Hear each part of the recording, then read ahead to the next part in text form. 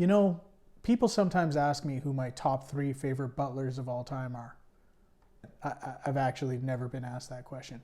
But if somebody did ask me who my top 3 favorite butlers of all time are, the list would go something like this. 1. Alfred from Batman. 2.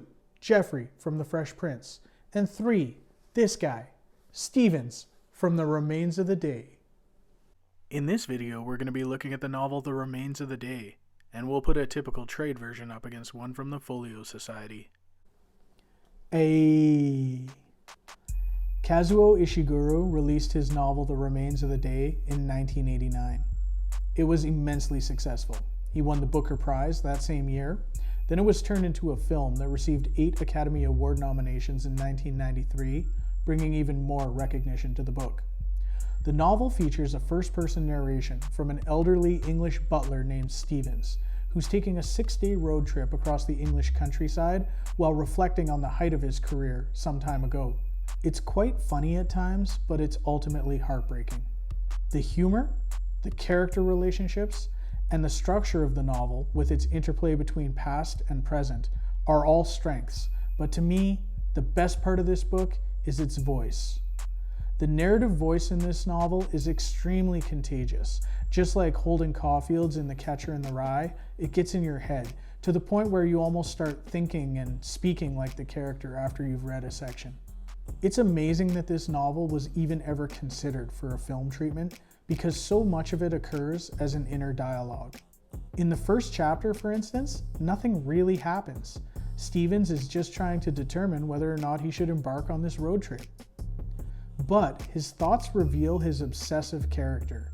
This is a man who is consumed with the details and minutiae of being a great butler. It's all he thinks about. He's a repressed man, one who is committed to and inhabited his professional role so deeply that it becomes his prison. Stevens wrestles with big ideas like dignity, loyalty, and greatness, but he's blind to the truth of himself every time it's reflected back at him. I love this book, even though it hits a little close to home at times. The first time I read this novel, it was from this Vintage Canada edition. It's a trade version, and it features a wonderful piece of art with a purple and green color scheme. The hourglass figure on the cover symbolically represents Mr. Stevens, and it clearly indicates that his time is running out. It has a manufactured deckled edge and features a 6-page introduction from Salman Rushdie, one of my favorite authors. He sets up the novel and discusses some of the big ideas at its core. This version was printed in 2014, and it features some nice flourishes to the pages at each new chapter. While I don't normally catch errors in the text, I must admit that a small handful jumped out at me as I read this copy. When I had the chance to upgrade to a more deluxe illustrated hardcover treatment of such a great book, I had to take it. So let's do this. And here we have The Remains of the Day from the Folio Society. What a nice book. This version was originally released in 2007 and is presented in a plain brown slipcase. It has a lovely cover design by Finn Campbell-Nautman. The front features an illustration of a classic Ford automobile driving through the English countryside. The falling leaves are blocked in gold, with 3 tones of brown on the cloth cover. The touches of white on the vehicle's tires help draw our eyes to them and emphasize that this is indeed a road trip story. The image carries right across the spine to the back cover. On the spine, we note the title, the author name, and the publisher, all in gold. The binding is finished with a 2-tone brown headband. When we crack the book open, we see plain brown end papers in a medium stock. The book is printed on Caxton wove paper, which is smooth due to the fine wire mesh used in its production. Color swatches indicate that this paper isn't quite ultra white, but is instead a pale coffee tone.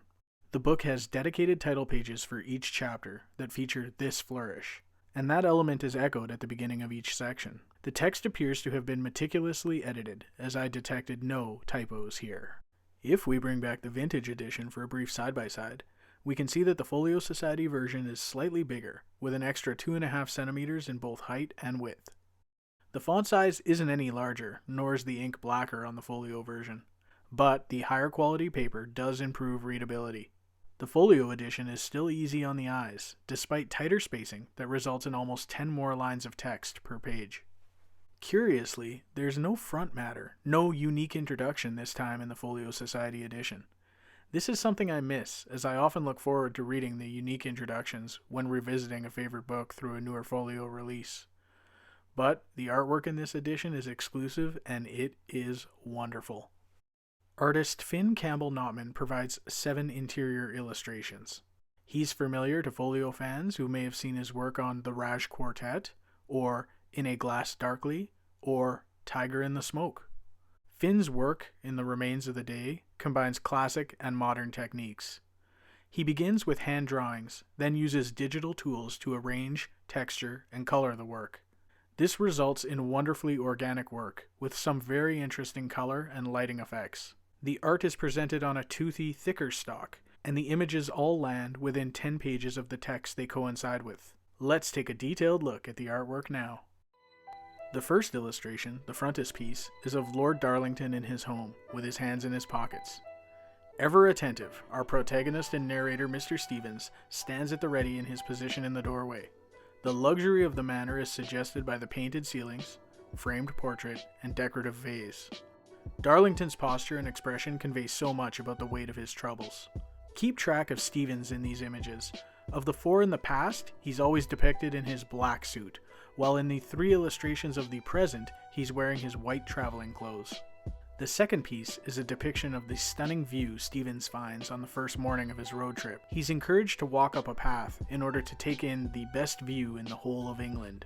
The view does not disappoint, with its rolling hills and fields bordered by hedges and trees. This view also starts Stevens down a train of thought about greatness. For the English landscape, as well as for the English butler, he determines that it is the very lack of obvious drama or spectacle that sets their greatness apart. In other words, their understated low-key nature is the source of their real value. The third illustration is of a humorous scene, when Stevens startles young Reginald Cardinal in Lord Darlington's garden. Reginald's father's been trying to tell his son about the facts of life, the birds and the bees, for 5 years. He struggles, and so he asks his friend and Reginald's godfather, Lord Darlington, to do it. Then it's Lord Darlington's turn to struggle, so he eventually asks his butler Stevens to do it. Stevens also fails at having the awkward sex talk with the 23-year-old Reginald, and it eventually breaks down into a complete miscommunication. I love the comic detail of how Reginald desperately clutches his attaché case, which echoes the text perfectly. The fourth image uses internal framing to draw the eye into the background, as Monsieur Dupont, a visitor to Darlington Hall, is having his sore feet attended to in the parlor. Miss Kenton stands outside the room in the foreground.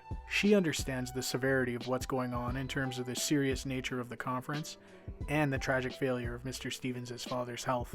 The work with light around the candlesticks, the chandelier, and the fireplace is stellar, and the interior details add to our sense of Darlington Hall's luxury. The fifth illustration is of Stevens and Miss Kenton in a rare quiet moment during their workday. They're across the lawn from the manor at the summer house. An afternoon mist has rolled in as the sun sets, and they discuss the painful dismissal of 2 employees.